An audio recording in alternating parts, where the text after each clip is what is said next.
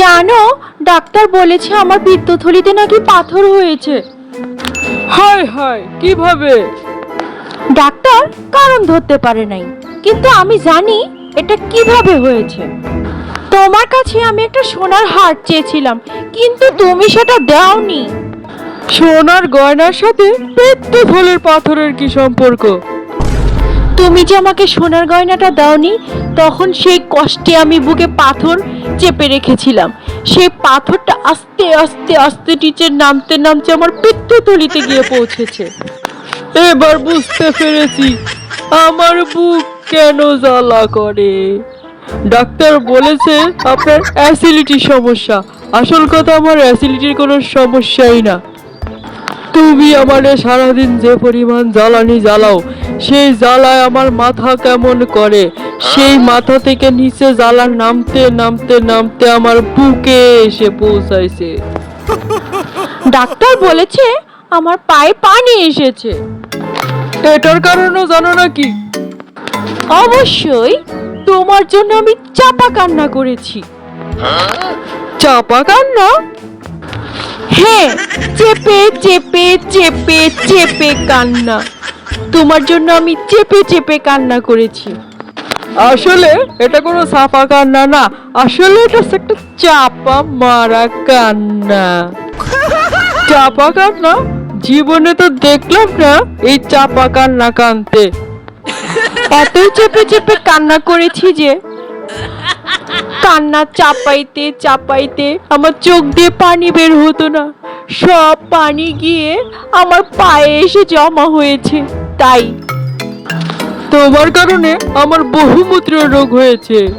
তোমার জন্য আমি চাপা কান্না কানতে কানতে কানতে আমার বহুমূত্র রোগ হয়েছে। মানে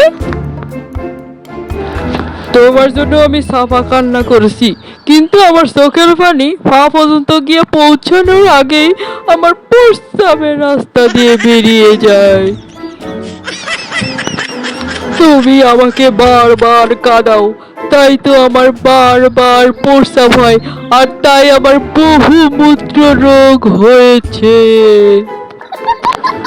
তোমার কারণে আমার হাই প্রেশার রোগ হয়েছে। সেটা আবার কিভাবে? তোমার জন্য আমি সারা রাত ঘুমাতে পারি না, যার কারণে সারাদিন আমার হা হা হাই প্রেশার হয়েছে।